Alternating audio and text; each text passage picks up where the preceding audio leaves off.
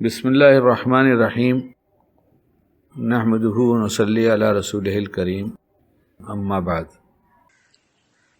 یہ صحت کی خرابی جو ہے شیطان نے اس کو بنیاد بنایا کہ انسانوں کی صحت خراب کرو، اور اس کے لیے ایسے افراد تیار کیے جنہیں مال کی اتنی لالچ ہو کہ ساری دنیا کا مال ہمارے پاس جمع ہو جائے، حالانکہ ان کا دادا مرا کچھ نہیں لے کے گیا، ان کا باپ مرا کچھ نہیں لے کے گیا، یہ بھی مریں گے کچھ نہیں لے کے جائیں گے۔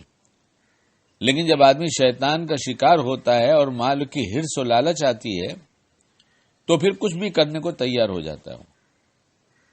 اس لیے مال کی کمائی میں، صحت کی بربادی میں شیطان نے اتنی محنت کیا ہے کہ کسی صورت سے انسان کی صحت خراب کرو، اور اس خرابی کا نقصان کتنا ہے یہ اللہ توفیق دے دے تو کئی مہینے تک مستقل اسی پر بیان اہل علم کر سکتے ہیں، میرے جیسے علم والا تو کیا کرے گا۔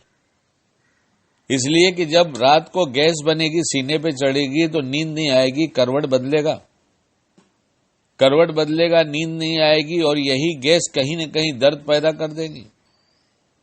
اب یہ فجر کی نماز گھر پہ پڑھ کے سوئے گا، کوئی سوچ نہیں رہا الا ماشاء اللہ کہ یہ فجر کی نماز کیوں چھوڑا نمازی آدمی نے۔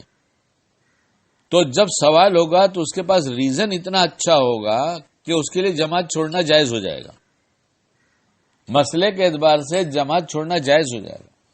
بھائی اس کی تہ تک پہنچو نا کہ رات ہم کروٹ کیوں بدلتے رہے، کھانا دیر میں کھا کر سوئے تو اس کی گیس بنی، جب گیس بنی تو کہیں نہ کہیں درد ہوگا، جب درد ہوگا اور نیند خراب ہوگی تو ظاہر ہے نمازی کہے گا نماز تو نہیں چھوڑ سکتے، تو گھر پہ پڑھ کے سو جائے گا۔ تو فجر کی نماز مسجد میں جا کر پڑھنے پر جتنے انعامات تھے سب سے محروم ہو گیا کہ نہیں ہو گیا؟ پھر ریزن کیا ہوا؟ ہمارا قصور۔ کس کا قصور؟ ہمارا قصور، کسی اور کا نہیں۔ یہ جماعت جو چھوٹی ہے فجر کی، یہ ہماری حرکتوں کی وجہ سے چھوٹی ہے، تو ہمیں یہ تلاش کرنا پڑے گا کہ یہ کیوں چھوٹی، اس وجہ سے چھوٹی، تو اسے بدل دینا چاہیے۔ ہمارا کھانے کا وقت ہونا چاہیے، ہم جلدی کھائیں گے۔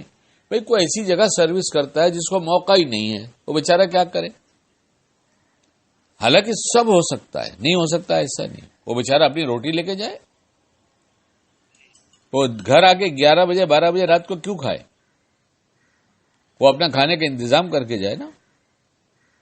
بے فکری ہو گئی، بے فکری، اپنے ہاتھوں اپنا نقصان کرنا منظور ہو گیا۔ یہی نقصان اگر بظاہر کوئی اور پہنچائے تو ہم نہیں قبول کرتے۔ یعنی ہماری عقل کہاں چلی گئی کہ ہم کو کوئی دوسرا نقصان پہنچائے تو ہمیں گوارا نہیں، اور اپنے آپ خود نقصان پہنچائے تو بخوشی منظور ہے۔ تو شاید دنیا میں ہم سے بڑا بیوقوف تو کوئی نہیں ہوگا۔ اور شیطان اپنے چیلوں کے ساتھ کھڑا رہ کر دیکھتا ہے ہماری حرکتوں کو، خوش ہوتا ہے، تالیاں بجاتا ہے، تالیاں بجاتا ہے۔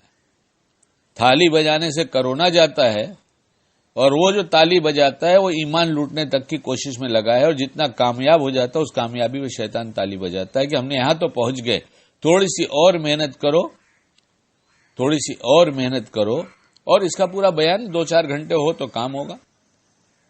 کیوں کہ یہ جب کھانا ہضم نہیں ہوگا اور رات کو گیس بنے گی اور اس کو درد ہوگا تو صبح سے چڑچڑاپن ہوگا۔